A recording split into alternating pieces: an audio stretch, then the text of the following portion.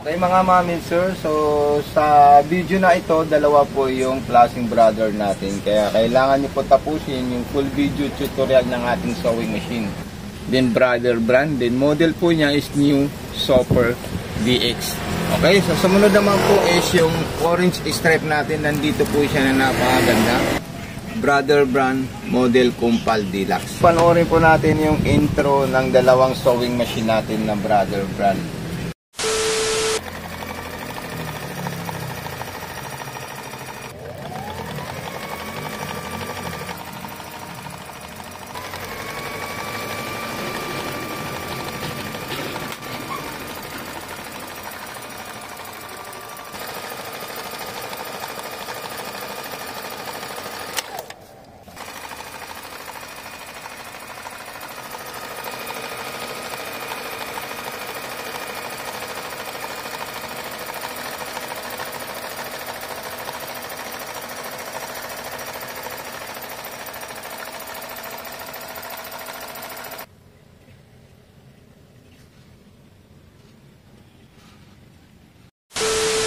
Okay mga mami sir, magandang araw naman po sa inyong lahat. Meron po tayong new arrival ng mga sewing machine. Ito po, brother brand, model niya, Compal Deluxe. At saka ito naman po.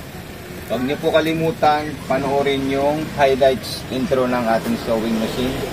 Okay?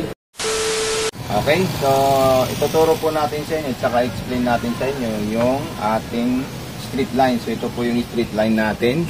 Ayan po siya. Then ito naman po yung zigzag at yung mga iba't ibang klaseng stitches. Maganda nito, meron po siyang aging machine, tsaka piping, pangdugtong sa tela, scallop at garterize. So ito po yung button start natin. Pag gusto po natin siya papaandarin, huwag niyo po kalimutan yan, ilong press pababa. Okay, tapos dito naman po yung lapad ng zigzag natin. Kung sakaling pupunta po kayo sa zigzag at gusto nyo pong mas malapad yung design ng zigzag natin, so pwede nyo po isagad, pwede nyo po siya ikitid.